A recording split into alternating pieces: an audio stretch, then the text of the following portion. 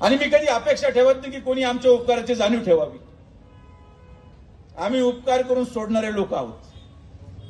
पण तुम्हाला खात्रीशीर सांगतो आणि बाबांना स्मरून सांगतो की ज्या ज्या लोकांनी उपकार विसरले त्यांना बाबा इतकी मोठी शिक्षा देणार ज्याची फेड होऊ शकत नाही. कारण की जर उपकाराची जाणीवच तुम्ही ठेवू शकत नाही तर मग त्या माणसाचं अस्तित्व असायचं काही कारण नाही.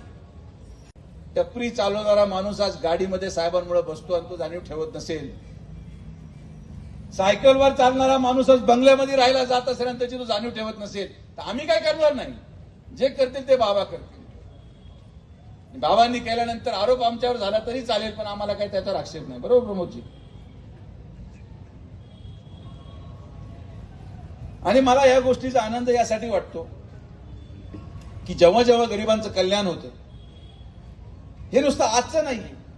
40 वर्षाची परंपरा आहे आणि याच्यामध्ये भर घालत जसं गाड्यांचं भाडं आपण कमी केलं तसं 150 कोटी रुपयाची जमीन आपण गरिबांच्या घरांसाठी फुकट देऊन टाकली आणि आता आपण घरं देणार आहोत. याच्या इतकं पुण्य काय लाभणार आहे. त्या घरामध्ये जाणारा प्रत्येक माणूस काय म्हणणार आहे की साईबाबाच्या चरणी एवढीच प्रार्थना करेल की विखे पाटलांना कधीच अडचण येऊ नये बाबा, त्यांना तुझा आशीर्वाद राहू द्यावं.